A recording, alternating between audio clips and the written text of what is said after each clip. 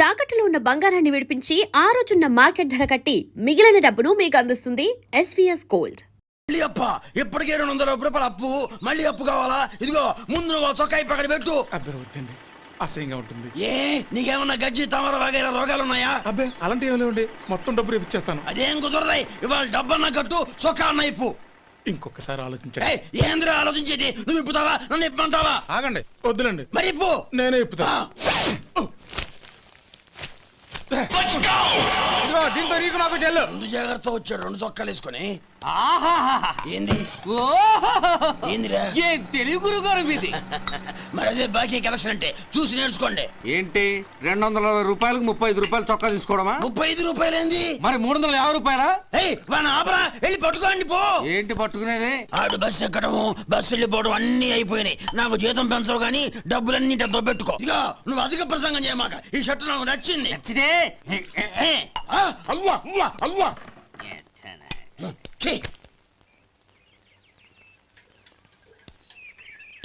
అమ్మా సుమతి, లోపల గొడుగుంది పట్టరమ్మా. అక్క, పెదబాబు గారికి గొడుగు కావాలంట. అక్కడుందమ్మా, తీసుకెళ్ళు. నాకు వేరే పనులు, నువ్వే తీసుకెళ్ళి.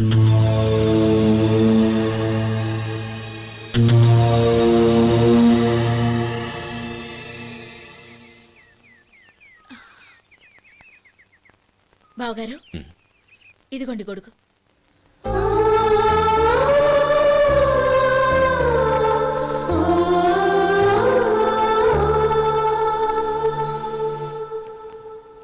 నమస్కారం పెద్దాయన.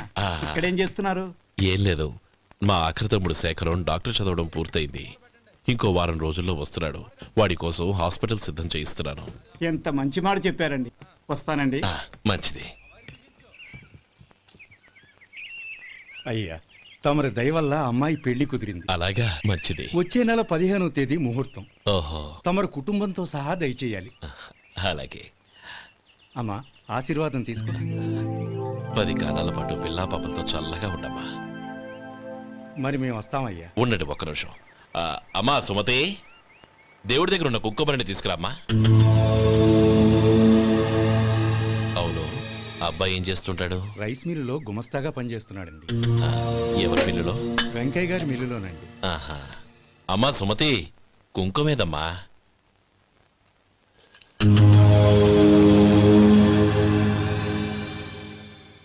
అన్నయ్య,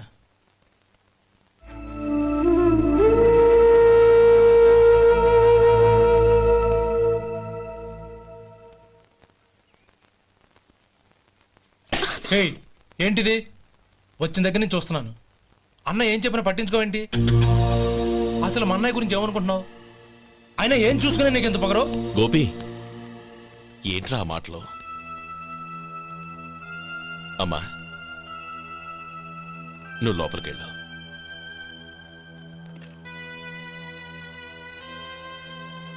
రే గోపి, కొత్త కదరా, ఎందుకలా కంగారు పెడతావు?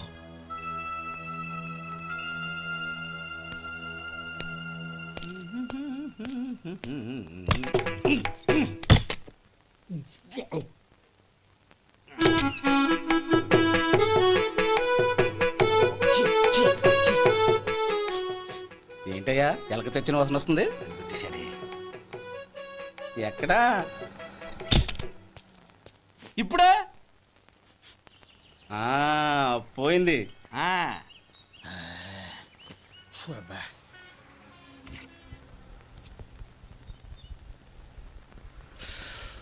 ఏమయ్యా, కాలు ఇలా ఊగుతూ ఉంటే టిఫిన్ ఎలా చేసేది? నా కాలు ఊగడానికి నువ్వు టిఫిన్ చేయడానికి ఏంటి సంబంధం? నేనంటుంది నీ కాలు గురించి కాదయ్యా, మరి ఈ కాలు గురించి. ఆ ముక్క ముందే చెప్పొచ్చుగా. ఉడతలో బిగ్గేసిన తాటెంకలాగా బొచ్చు నువ్వును.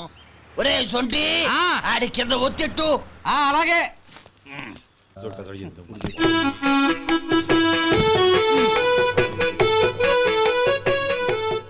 ఇప్పుడు ఓకే.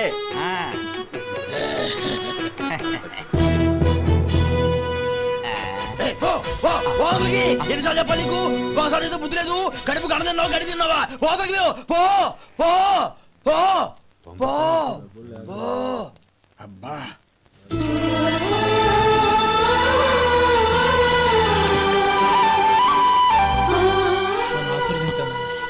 భగవంతుడు నిన్ను చల్లగా చూస్తాడు. ఏంట్రా విషయం? నాకు పోస్టింగ్ ఆర్డర్ వచ్చింది. అలాగా? మన ఊళ్ళోనే నన్ను ఎస్ఐగా అపాయింట్ చేశారు. చాలా సంతోషంరా.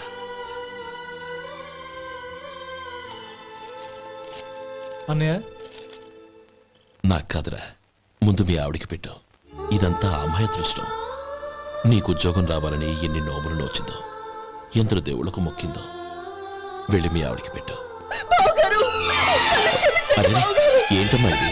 లేదు బావగారు, నా మొహం చూస్తే ఎలాంటి పనైనా నాశనం అయిపోతుందని, నేను నష్ట జాతకురాలని మా నాన్న ఎప్పుడు అంటుండేవారు. అదే నా మనసులో నాటుకుపోయింది. ఆ రోజు మీరు కుంకుమ భరిని అడిగినప్పుడు శుభమా అంటూ పెళ్లి చేసుకోబోయే ఆ పిల్లకి నా చేతులతో కుంకుమ ఇచ్చానంటే ఎక్కడ శుభం జరుగుతుందోనని భయపడ్డానండి. అందుకేనండి మీరు బయటికి వెళ్తూ గొడుగు అడిగినా ఇవ్వకపోవడం, ఎవరు రాకపోవడం. అంతేగాని నా బతుకులో వెలుగు నింపిన మిమ్మల్ని అవమానించేంత దుర్మార్గురాలి కాదండి అరే, లేమ్మా. ఏంటమ్మా ఇది? చిన్నపిల్లల లేదండి, నాకు అదృష్టం ఉందని, నా పూజకు ఓ విలువ ఉందని మొట్టమొదటిసారి అందు మీరే. ఈ క్షణమే నా ప్రాణాలు పోయినా పర్వాలేదు బావగారు, ఆ ఒక్క మాట చాలు. ఊరుకో. మంచి చెట్లకు మనుషులే కారణమైతే ఇక గుళ్ళెందుకు, దేవుళ్ళెందుకు? పిల్లెదురొస్తే అశుభమని, నక్కతోక తొక్కితే శుభమని అంటారు. అలా అయితే అందరూ ఇళ్లలో నక్కల్నే పెంచుకోవచ్చుగా. అలా ఎందుకు చేయరు? మంచి చెడు అన్నది మనుషుల మనసుల్లో ఉంటుందమ్మా, ఆశీర్వదించే చేతుల్లో కాదు. ఇక మీదట నేనెప్పుడూ నీ కళ్ళలో నీళ్లు చూడకూడదు, సరేనా? రే, అమ్మాయికి తీపి తినిపించు.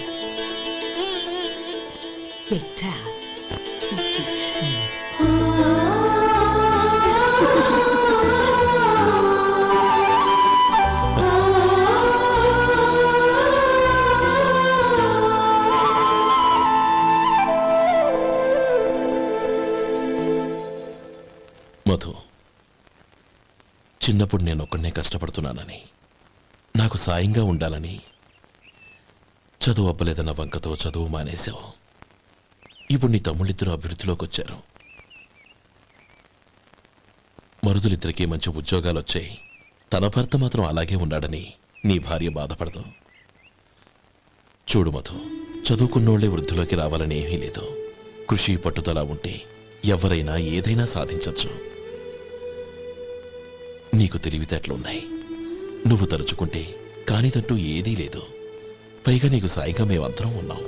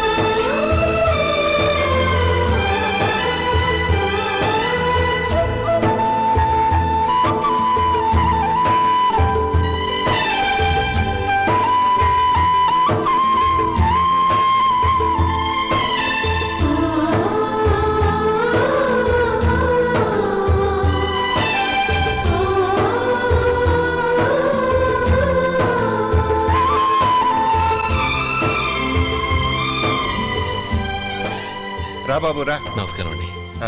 వచ్చే వారి నుంచి 100 పచ్చడి బాటిళ్లు 100 మసాలా ప్యాకెట్లు ఎక్కువేయండి. అలాగేనండి. మార్కెట్లో మీ ప్రోడక్ట్స్ కి మంచి పేరు వచ్చింది. చాలా సంతోషం అండి. వస్తానండి. Best of luck.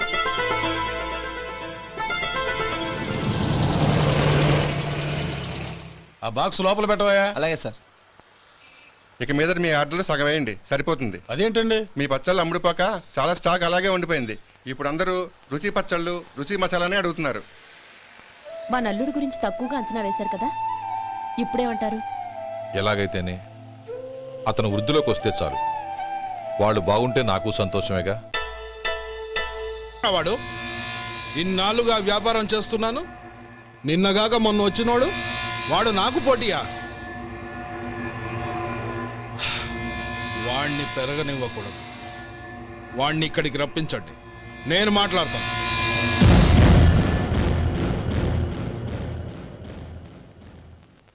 నమస్కారం అండి. రమ్మన్నారంట? నీ పచ్చళ్ళ కంపెనీ మూసేయాలి. నీకెంత కావాలి? 5 లక్షలు ఇస్తాను. చాలా? 5 లక్షలు కాదు, 50 లక్షలు ఇచ్చినా నా కంపెనీ మూయడం జరగదు. బాగా ఆలోచించుకొని చెప్పు. ఈ వ్యాపారంలో పుట్టి పెరిగినోడ్ని, నాతో పోటీ పడకు. నా చేతి కింద 6,000 మంది పనిచేస్తున్నారు. ఆంధ్ర మొత్తం నాకు బ్రాంచులు ఉన్నాయి. నేనే మార్కెటింగ్ చేయలేకపోతున్నాను. ఆఫ్టర్ ఆల్ ఒక కుటీర పరిశ్రమలా పెట్టుకొని నువ్వెలా మార్కెటింగ్ చేయగలవు? 6,000 మంది వర్కర్స్ని పెట్టుకుని ఆంధ్ర మొత్తం బ్రాంచీలున్న మీరే నా కంపెనీ చూసి భయపడుతున్నారంటే నా సరుకులో నాణ్యత ఉందనేగా. ఆ నాణ్యత ఉన్నంత వరకు నాకెవరూ పోటీ కాదు. ఈ ప్రపంచంలో నేను ఎక్కడైనా మార్కెట్ చేయగలను. వస్తాను.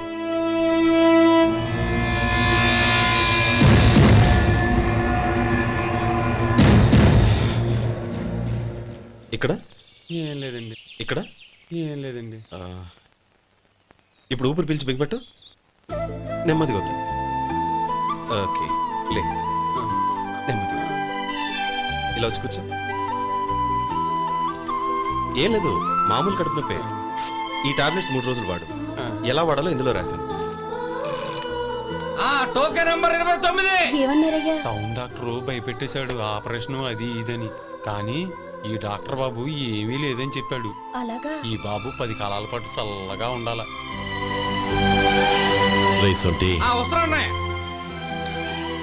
రే, భగవంతుడి దయ వల్ల తమ్ముడు హస్తవాసి మంచిదని అప్పుడే పేరొచ్చిందిరా.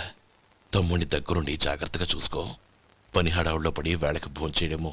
అబ్బే అదే లేదన్నయ్య. 1 గంటకల్లా పేషెంట్ కట్టు, భోజనం పెట్టు. అది అలా జాగ్రత్తగా చూసుకో. నేను చూసుకుంటాను కదన్నయ్య, నువ్వు వెళ్ళు.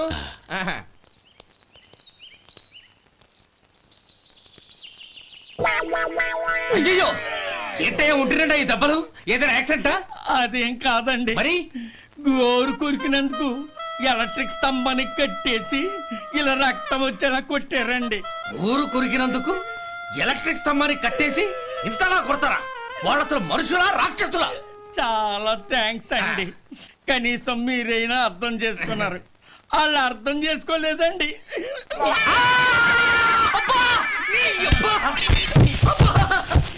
గోరు కొరకడం అంటే ఇదా? నిన్ను కొట్టడం కాదురా, నిలువురా నరికేయాలి. అబ్బా, సెప్టిక్ అవుతుందో ఏమిటో. మన 2 ఊర్ల పొలిమేరలో ఉన్న ఈ మల్లికార్జున స్వామి వారి దేవాలయం జీర్ణదశలో ఉందన్న విషయం మీ అందరికీ తెలుసు. ఇన్నాళ్ళు మీ ఊరు వాళ్ళు పట్టించుకుంటారని మా ఊరి వాళ్ళు, మా ఊరి వాళ్ళు పట్టించుకుంటారని మీ ఊరి వాళ్ళు దీన్ని ఇలా వదిలేశారు. ఈ గుడి మీ ఊరికి ఎంత ముఖ్యమో మా ఊరికి అంతే ముఖ్యం. కాబట్టి మన ఇరు గ్రామ ప్రజలు కలిసి దాన్ని బాగు చేయించి కుంభాభిషేకం చేయించాలనే సదుద్దేశంతో ఒక కమిటీని ఏర్పాటు చేశాం.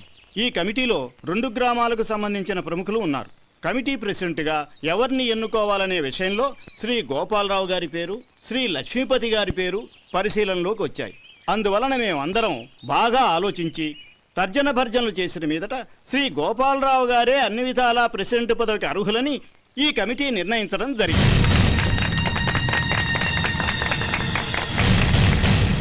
అంచేత ఈ ఉభయ గ్రామ ప్రజలు శ్రీ గోపాలరావు గారికి ఉదారంగా విరాళాలు అందజేసి ఈ శుభకార్యాన్ని జయప్రదం చేయవలసిందిగా కోరుతున్నాం. ఏంటి, ఇంకా రాలేదా? ఏంటయ్యా, టైం 10 అవుతోంది. బోర్డు మీద 10 గంటలను రాసింది. మీ డాక్టర్ ఇంకా రాలేదు. అసలు మీ డాక్టర్ కి టైం సెన్స్, పంక్చువాలిటీ ఏమైనా ఉన్నాయా? ఇంతకీ మీరెవరండి? నేను డాక్టర్ అమ్మని. ఓహో, మీరు డాక్టరేనా? డాక్టర్ అంటే డాక్టర్ని కాదయ్యా, డాక్టర్ని చేసుకోబోయేదానని అర్థం. ఓహో, అవును, నువ్వెవరు? నేను ఇక్కడ టోకన్ ఇస్తూ ఉంటానులేండి. తప్పుకో. తప్పుకోవయ్యా. అవును, మీ డాక్టర్కి ఎవరో అన్నయ్య ఉన్నాడంట కదా, ఎలాంటోడు? ఎలాంటోడంటే అదేనయ్యా, చాలా కోపిస్తని విన్నాను. ఎందుకని అడుగుతున్నారు? ఎందుకంటావేంటయ్యా? ఆ అన్నయ్య మాట వినగానే మీ డాక్టర్ గడగడా ఉణిగిపోతాడు. అసలు డాక్టర్ చదివే తమ్ముణ్ణి అలా భయపెట్టచ్చా? తప్పు కదా. తప్పేనండి. ఆ కాని కాని నాకు మీ డాక్టర్కి పెళ్ళవని ఆ అన్నయ్య సంగతి అప్పుడు చెప్తాను. ఏం చేస్తానండి? ఏం చేస్తానా, సంవత్సరం తిరగకుండానే కవల పిల్లల్ని కని వాళ్ళ అన్నయ్య చేతిలో పెడతాను. వాళ్ళకి 5 సంవత్సరాలు వచ్చేసరికి ఆయన్ని బాగా మొట్టికెళ్ళేస్తారు. అలా నా కసి తీర్చుకుంటాను. ఈ డాక్టర్ ఎప్పుడు వస్తాడో ఏంటో. అది సర్లే కానీ నువ్వు పని చేయి. ఆ, మీ డాక్టర్ రాగానే ఆ. నేను వచ్చి వెళ్ళానని చెప్పు. నేను అంటే ఓ, నా పేరు చెప్పలేదు కదా? నందిని. ఏం చెప్తావు? అదేనండి, నందిని గారు వచ్చి వెళ్ళారు అని చెప్తాను. గుడ్, పైకొస్తావు. ఆ,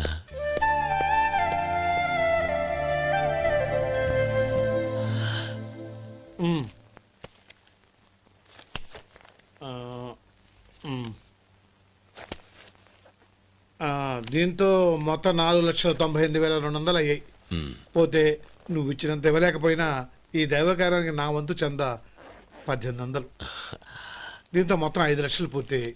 సరేరా, ఆ, నేను ఈ డబ్బు తీసుకుని పట్నం వెళ్ళి బ్యాంక్లో వేసొస్తాను. అలాగే నేను నీతో వద్దాం అనుకున్నాను రా. అనుకోకుండా సాయంత్రం ఇన్స్పెక్షన్ వచ్చింది. పర్వాలేదులే,